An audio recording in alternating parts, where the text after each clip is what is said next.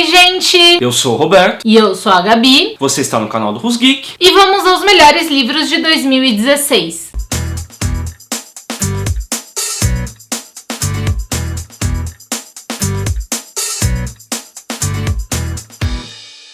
Resolvemos fazer esse vídeo para falar quais foram os melhores livros que a gente leu no ano, já que ontem a gente postou um vídeo falando dos piores e dos livros que mais nos decepcionaram. Só que tem um problema, quando você lê 70 livros num ano, fica muito difícil você escolher quais são os melhores. Então eu escolhi 10 mais uma menção honrosa. Eu escolhi 10 mais duas menções honrosas, que são na verdade releituras. Vamos começar então. Vou começar minha lista com o único livro que eu reli este ano, Feiticeiro de Terramar, da Ursula Le Guin. Como assim, Roberto, você releu esse livro se ele acabou de ser lançado este ano pela primeira vez? Então, eu li ele ano passado em português de Portugal, e aí quando eu descobri que a editora Arqueiro ia lançar o livro em português brasileiro, eu decidi reler. A tradução não é boa, o livro continua espetacular, eu queria ser Ursula Le Guin quando eu crescesse. Assim como o Roberto, eu vou começar pelas minhas releituras. Foram duas releituras que eu gostei demais, então eu precisei colocá-las aqui. E a primeira delas foi o Guia do Mochileiro das Galáxias, do Douglas Adams, que eu fiz um clássicos da ficção científica, se vocês quiserem dar uma olhada lá com a Yolanda. E caramba, esse livro continua extremamente bom. Extremamente bom. É só isso que eu digo, porque esse livro é divertidíssimo. E aí a outra releitura veio do projeto de releitura de Harry Potter, foi o Harry Potter e o Prisioneiro de Azkaban, que continua um livro maravilhoso, continua sendo o meu livro preferido de todos eles, e ele não podia faltar nessa minha listinha de livros que eu reli e gostei. Na minha lista eu incluí 3 livros de terror, e olha que eu não sou chegado à literatura de terror. Vamos começar com A Fábrica de Vespas, do Ian Banks, publicado pela editora Darkside. A Fábrica de Vespas narra a história de Frank, um menino mais ou menos de 16 anos, eu acho, que é um completo psicopata. Eu vou descrever ele como uma menina da Darkside descreveu. É um livro brutal, com um final brutal, que me deixou profundamente perturbado, mas ao mesmo tempo é uma leitura muito instigante e, pior, divertida. Você ri com o Frank, e isso é muito perturbador. Depois eu escolhi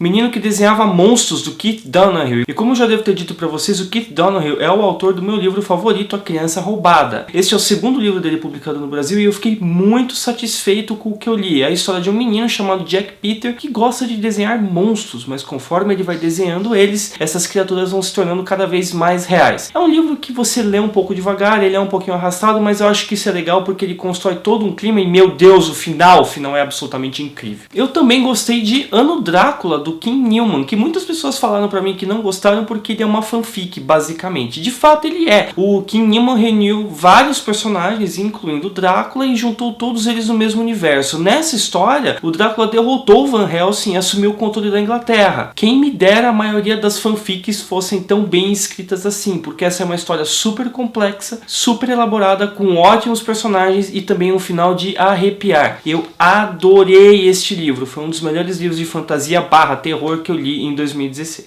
Foi muito difícil escolher realmente os livros que eu mais gostei no ano, mas um deles foi realmente A Arte de Pedir, da Amanda Palmer, lançado pela Intrínseca. Eu fiz um vídeo sobre ele, se vocês quiserem dar uma olhada. E é um livro que me tocou em muitos momentos e por muitos motivos, principalmente porque a Amanda Palmer conta a história dela e como ela superou o medo de pedir ajuda para as pessoas. E eu acho que não é um livro de autoajuda, é quase uma autobiografia, mas que ele é muito, muito legal, muito sensível e muito divertido em muitas partes. Eu gostei muito desse livro. Dos livros de Stephen King que eu li esse ano, o que eu mais gostei foi A Espera de um Milagre. Eu não tô com ele aqui porque eu emprestei pra minha avó, mas enfim. Esse livro é muito, muito legal. Ele é muito bonito. Pra mim, o que estragou foi assistir o filme enquanto eu tava lendo o livro, porque eu acho que deu uma estragadinha no final só pra mim, porque eu já sabia o que ia acontecer. Eu nunca tinha visto o filme. Mas mesmo assim, foi um final muito lindo. Foi um final muito tocante. Então, cara, Stephen King manja muito dos paranauês. Outro livro que eu também emprestei pra minha avó, porque eu emprestei, assim, uns 20 livros pra ela, foi Planeta dos Macacos, que foi um dos primeiros livros que eu li esse ano. Fiz o Clássicos da Ficção Científica sobre ele. É um livrinho que tem 150 páginas, então você lê rapidinho.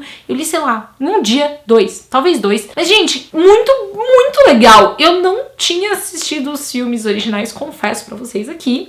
Então eu não sabia tanto o que esperar do livro, eu só tinha visto esses mais recentes. E foi um livro muito surpreendente, porque é uma história contada como se fosse uma carta que alguém achou, né, no espaço. E conta a história lá do professor e do jornalista que vão para um outro planeta e encontram um planeta dominado por macacos. Eu achei bem legal as discussões que ele traz, por exemplo, dos experimentos científicos, do que te torna humano, do que nos faz humanos. Então, gente, é um livro muito, muito muito interessante e eu fiquei surpresa como tudo isso coube num livrinho de 150 páginas. O único livro que eu li em inglês que caiu nesta lista é o Ending Summer, do John Crowley, que é uma história de ficção científica sobre um rapaz que mora num vilarejo de uma sociedade pós-apocalíptica e que decide correr atrás da mulher que ele ama. Parece simples, mas não é. É uma história muito profunda, muito complexa e eu queria muito falar para vocês mais desse livro, porém ele só foi publicado em inglês. Não existe uma versão traduzida nem para o nosso português, nem para o português de Portugal, o que me decepcionou muito. Mas o livro é maravilhoso, ele é instigante, ele é perturbador, ele é lindo, ele é uma das leituras mais tocantes e mais profundas que eu tive este ano.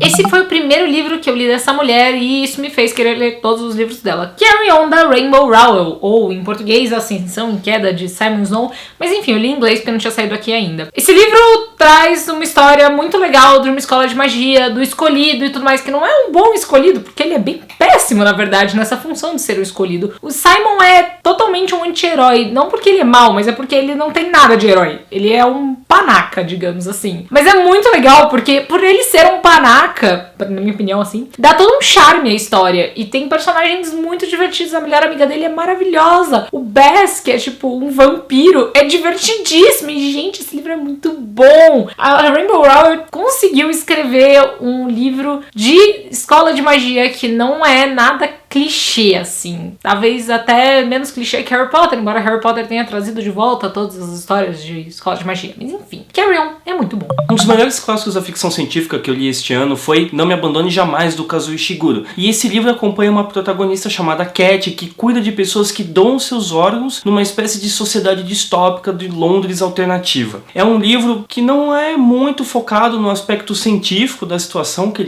ele retrata, mas é um livro muito profundo e arrasadoramente triste, que me deixou com uma ressaca brutal, que eu fiquei tipo um mês sem conseguir ler nada, de tão triste que eu fiquei depois que eu terminei de ler ele. No fundo é um livro que fala muito sobre a condição humana e um dos melhores livros que eu li. Aí dos YAs que eu li, porque eu li muitos YAs esse ano, eu até fiz um vídeo sobre isso. O Último Deus, da Cynthia Hand, lançado pela Dark Side, foi realmente um que me tocou bastante. Ele fala da história do suicídio do irmão da Alex, que é uma menina assim, que tá no último ano da escola, com todos os problemas de entrar na faculdade, terminou com o namorado e tudo mais, mas que fala, na verdade, da superação da morte de alguém. E, gente, esse livro toca fundo, eu chorei muito, mas muito mesmo. Lembro que escorria lágrima e eu não conseguia parar de ler. É um livro muito bonito, que trata de um assunto pesado de uma forma muito... não muito simples, sabe? Mas muito profunda e muito boa de ler, porque ele fala de superação e eu acho que esse aqui é um dos maiores motivos por eu ter gostado tanto desse livro. Assustadoramente, só tem um livro do Stephen King nessa lista, o que é muito injusto, porque eu li vários livros de Stephen King este ano e eu gostei de todos, especialmente sobre a escrita. Mas não é sobre a escrita que caiu na lista, é O Talismã, que o Stephen King escreveu em parceria com Peter Straub. Com 1055 páginas, também foi o maior livro que eu li este ano, e este livro acompanha a história do Jack. E o Jack precisa passar por uma série de aventuras em vários universos para conseguir um talismã que vai salvar sua mãe e o duplo da mãe dele, que é uma rainha que vive em outro universo. É um livro denso, é um livro longo, mas ele é longo porque você precisa acompanhar toda a transformação do protagonista, que realmente começa de um jeito e termina de um jeito totalmente diferente. E como todo livro de Stephen King, tem muito humor, tem muito drama, é uma fantasia muito bem elaborada e eu gostei demais. Várias pessoas já tinham lido este livro e falado pra mim, inclusive a Gabi e a minha mãe, e quando eu li eu realmente tive que admitir que é um dos melhores trabalhos da carreira do Stephen King. E o quadrinho que eu mais gostei esse ano, e eu li bastante quadrinhos comparado ao ano anterior, foi Absolute Sandman. Esse aqui, o volume 1, gigantesco, tem, sei lá, mais de 500 páginas, são várias histórias. Eu li por causa do Pipoca Musical e do projeto da Raquel de ler Sandman, e eu gostei muito, muito mesmo. Eu fui lendo, eu tentei ler tipo um por dia, aí eu larguei, aí eu terminei esse mês, mas enfim, foi um livro, um quadrinho, né? Muito legal, com histórias maravilhosas. Eu gostei particularmente de uma que o Sandman tem um amigo que ele encontra todos os anos, e é um cara que não quer morrer, então tá bom, você não vai morrer, então todo ano a gente se encontra nesse bar, e você me fala, todo ano não, a cada 100 anos a gente se encontra nesse bar, e você me fala se você quer continuar vivendo, e o cara quer. É uma história muito, muito legal. E por último eu tenho aqui comigo Duna, de Frank Herbert, que curiosamente foi o primeiro livro que eu terminei de ler este ano. É talvez um dos melhores clássicos da ficção científica que eu já fiz aqui no canal, e muitos o consideram o melhor livro de ficção científica de todos os tempos,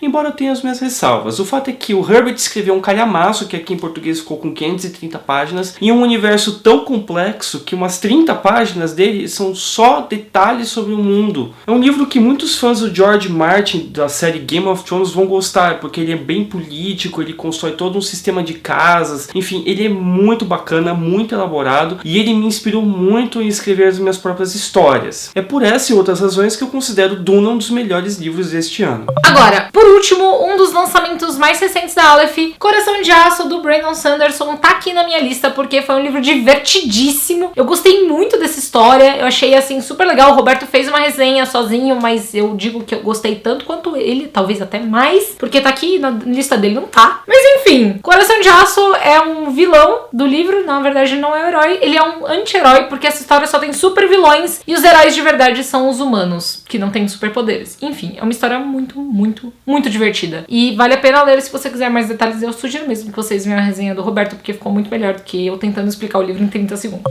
3 livros a gente conseguiu escolher igual, né, como melhores, então a gente resolveu falar junto deles pra vocês. O primeiro deles é Estrelas Perdidas, da Claudia Gray, do universo expandido Star Wars. Publicado pela editora Seguinte. Ele conta a história de 2 pilotos. 2 amigos que cresceram juntos no mesmo planeta, tinham o sonho de pilotar naves espaciais. Eles entram na academia do Império, só que depois que eles terminam a academia, um deles vai realmente trabalhar pro Império e o outro se junta à Aliança Rebelde. E aí você imagina o tamanho da treta.